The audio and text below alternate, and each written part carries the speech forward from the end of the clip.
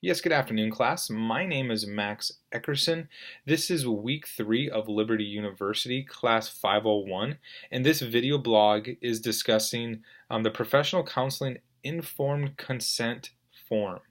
I was able to find a consent form from West Texas Counseling and Guidance Office. And then as I was looking through this week's material from the ACA Code of Ethics, from our textbook, from my state of Illinois, as well as a third party counseling consent form, they were all agreeing upon that a building block to have a strong professional counseling relationship with your client is to have a consent form to be able to explain all the different methodologies and the client's rights. And so that's what I want to talk about this week. In Remley and Hurley 2016, they explain when a counselor receives a consent form from their client, this is a best practice for for counseling ethics. In ACA Code of Ethics, Section A2, it discusses informed consent. And so for a counselor, they must present a client a written consent form and help explain each aspect of the form. And the counselor's personal methodology must be on there, goal and techniques when they are counseling, even including the risk of therapy and the feelings that they might have, and being able to explain in detail of what that looks like. Also showing confidentiality, the difference between a professional and a personal relationship, and the boundaries that are in place. And also, if the client has after-hours emergency, what does it look like for them? Does the office have the counseling office they're going to? Do they have different materials? Do they have different numbers that maybe they can call that can help them after hours if your counselor is not available?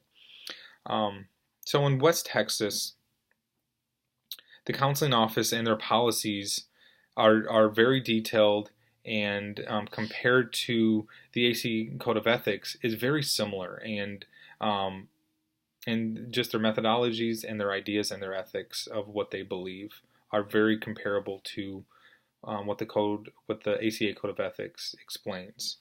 In the state of Illinois, they also ask that the counselor give their client a written consent form, and which states their policies, their education, the methodologies, and the risk of counseling. And the counselor must receive like a signature from the client before the professional counselor is able to proceed in their counseling services. And this is according to Illinois Department of Human Services. The ACA Code of Ethics and Section B discusses confidentiality and privacy. The counselor always must respect and protect what the client and their relationship of what the client is talking and discussing with them. And ACA explains in Section B3 where there are different circumstances where that confidentiality is going to have to be broken, based on if that client is going to threaten to harm themselves or other people. And so when I'm able to compare West Texas consent privacy policies, it also,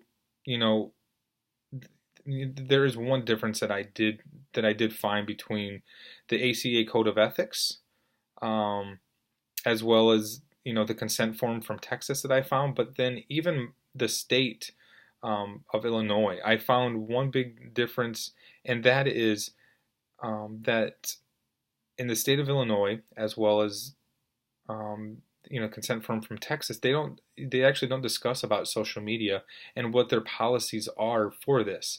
But in their updated ACA Code of Ethics of 2014, they actually do have a section on H6B where they discuss the differences of social media and how a counselor and a client, especially nowadays in society, how it's so prominent of being able to create that boundary and what that looks like for each client and counselor. The counselor might have differences, and so on how they, if maybe they have a friend that they're counseling, and maybe they already have a relationship and what that looks like. It also explained the idea of maybe just letting your client know that I'm not gonna that like we're not gonna be friends on social media. This is just one of my ideas that I would like to have in place, just so that we can have the boundaries. And so, especially now, how prominent social media is, I think that's really important. Um,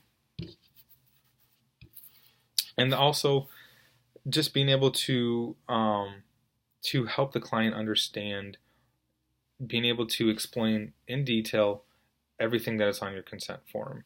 And so when I was able to look up a consent form from West Texas, this was a form that was very informative and very detailed in every one of their policies, which really helped me to better understand of what it might look like. And with me being, it's such a visual learner, it really helped me to have a visual aid to see what it could look like, what a form could look like. So it was very helpful for myself to see that, and I was a little overwhelmed, but now I have a better understanding of what a consent form could look like.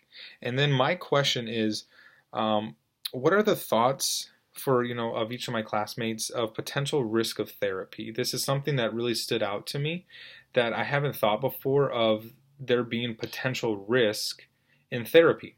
I have, from my experience, it's always been beneficial, but there is a risk that I haven't seen it in this aspect. So I wanted to see your thoughts on that, on just the risk of therapy and what that could look like for each client. So thank you so much for your time, and I hope you all have a great weekend.